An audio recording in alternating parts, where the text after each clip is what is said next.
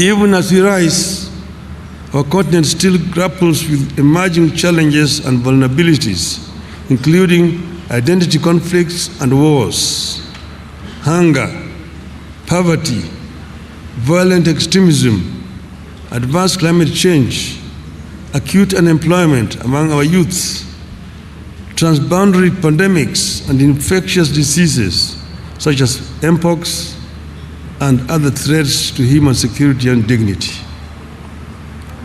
My plan is to work with you, Your Excellencies, and make the AU more people-centered and serve the interests of the vast voiceless majority of Africans. The African people should feel the AU in their lives.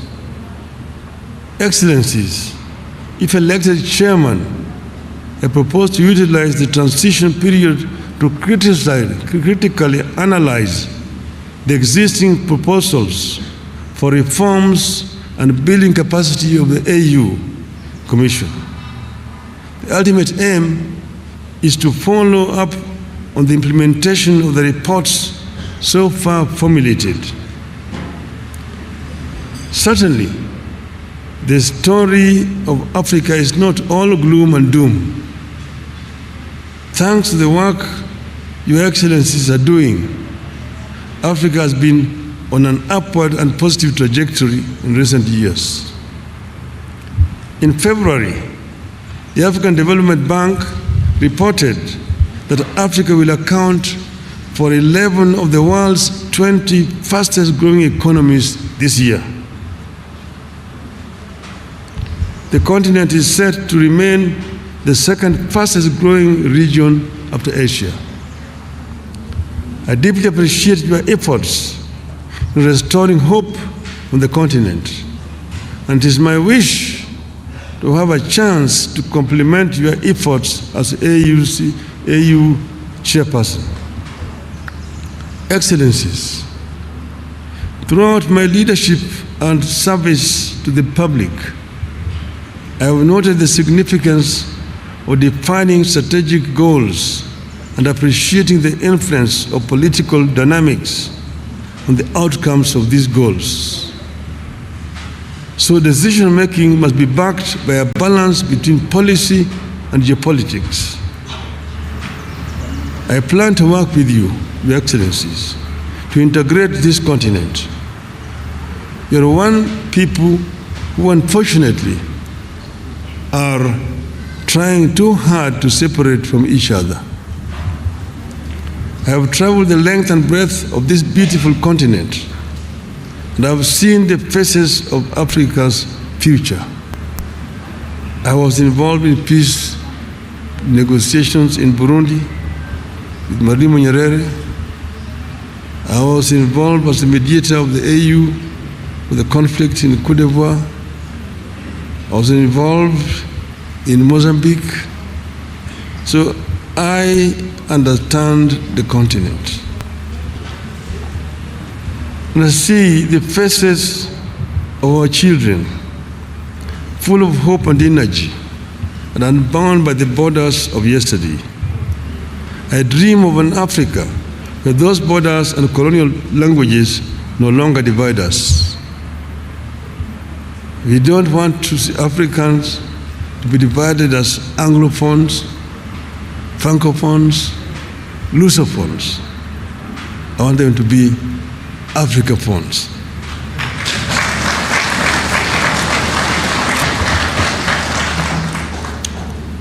From the hills of Kenya to the deserts of Sahara and the Kalahari, from the lakes of Great Rift to the rainforests of Central Africa, from Indian Ocean to the Atlantic, Africans must be one. Its resilience and hope for a bright future transmitted to our young people. Excellencies, ladies and gentlemen, my selection to be Kenya's candidate is not about one man's ambition, but an African's journey to serve the motherland. Indeed, I plan to constitute my cabinet of chairpersons with a continental outlook.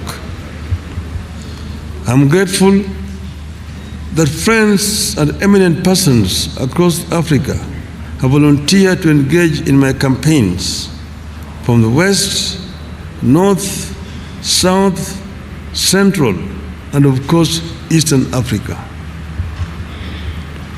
Excellencies, I'm ready to serve. My heart is ready and my hands are steady, and with your support, I shall get the opportunity to be of service to Africa, the cradle of mankind. I am made in Eastern Africa for Africa.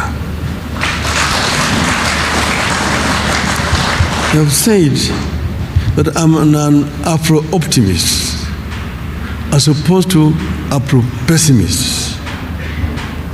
Afro-pessimists are those people who have given up on Africa, who say Africa is a lost cause,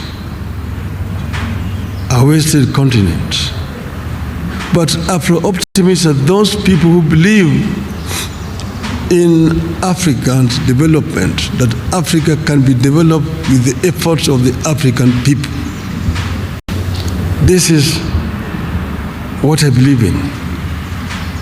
I have come from the school that believes in the efforts of the founding fathers of our continent, those who were visionary, who envisioned an Africa that was united. Kwame Nkrumah, Ahmed Sekou Touré, Gamal Abdel Nasser, the late Emperor Haile Selassie, Jomo Kenyatta, Jaramogi Oginga Odinga, Mwalimu Julius Kambarage Nyerere, Kenneth Kaunda.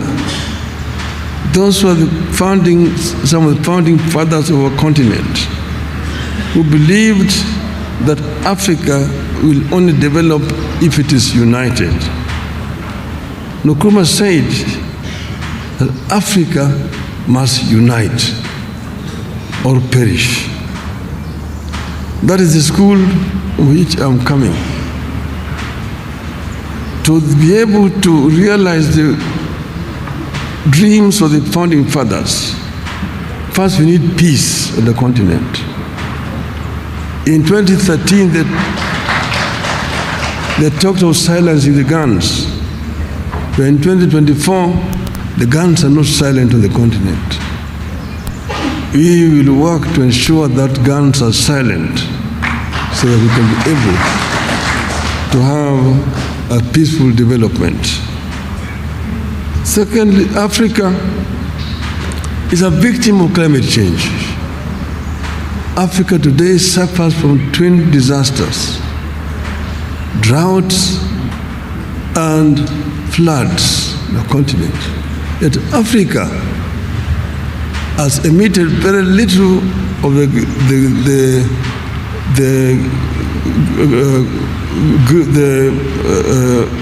carbon that is polluting the world. So Africa needs to be compensated. But this will not come if Africa goes to negotiate as individual countries. If we go and talk as Kenya, as Uganda, Tanzania, Nigeria, Mozambique, Egypt, or Algeria, the rest, those major offenders will not listen to us. But when we go and talk as Africa, they must listen to us and be able to get a fair deal in the issue of climate change.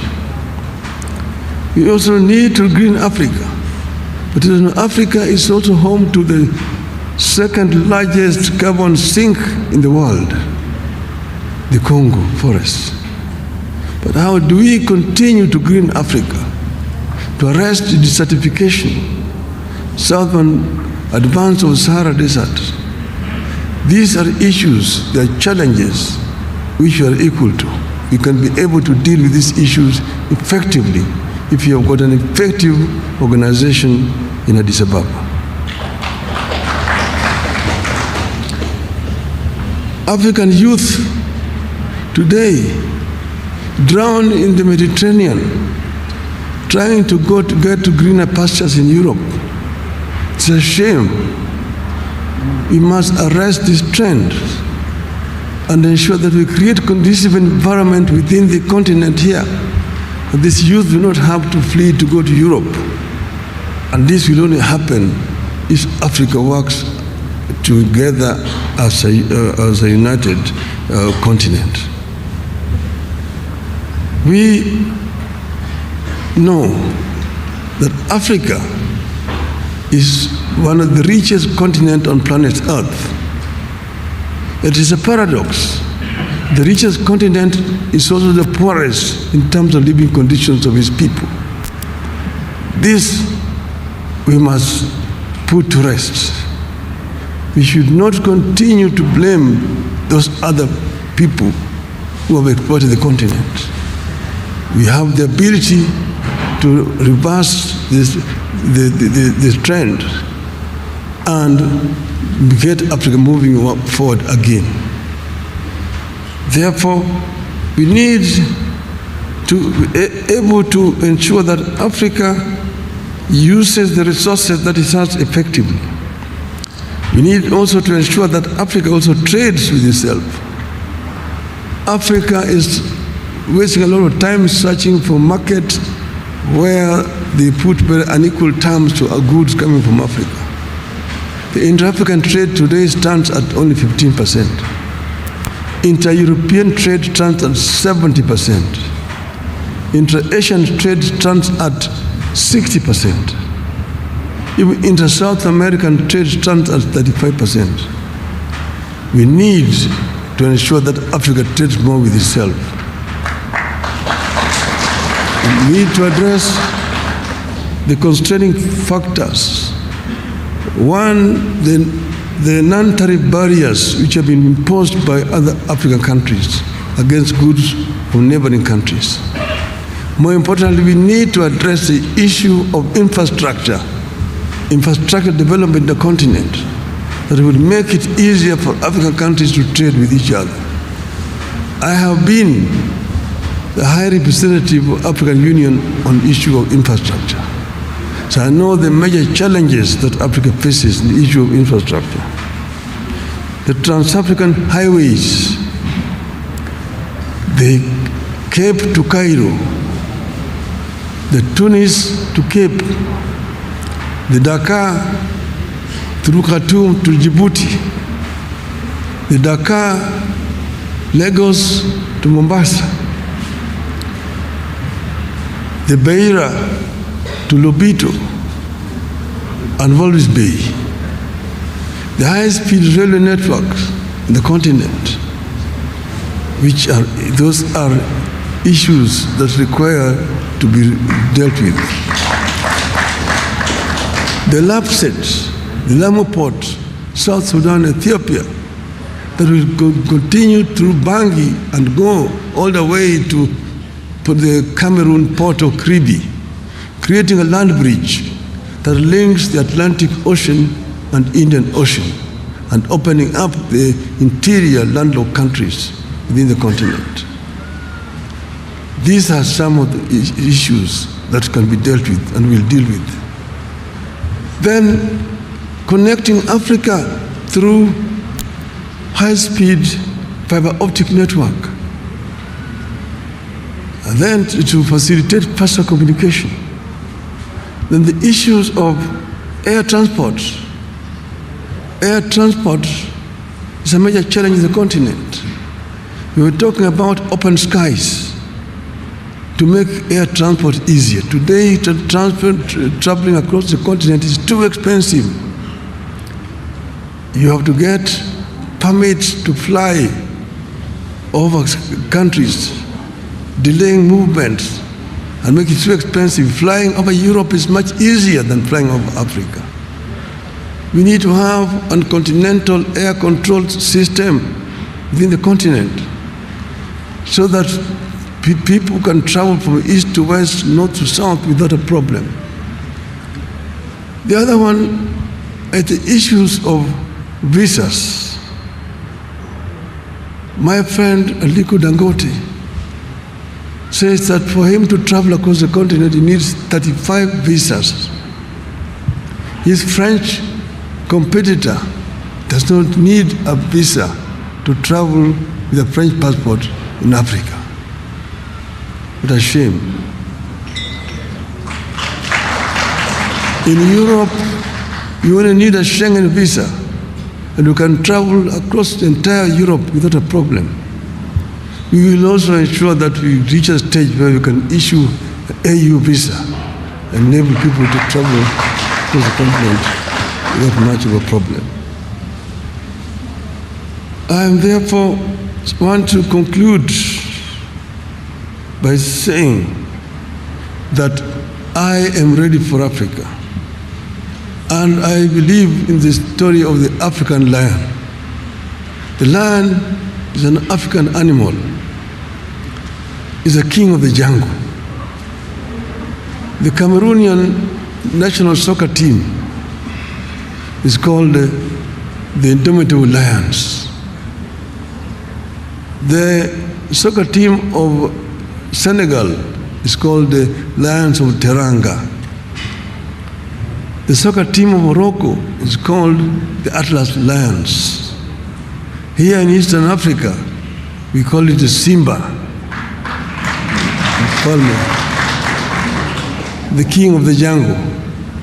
When the king roars, the jungle listens.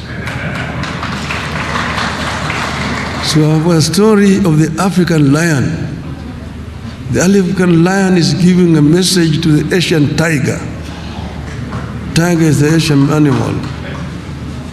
And I want my Asian friends here not to take offense. The African lion is giving a message to the Asian tiger that you Asian tiger, you've danced on the stage alone for far too long. It's your time to quit. The European bear retreated to the North Pole long time ago and is freezing there in the ice. The American panther is also on the retreat. But I'm here as the African lion.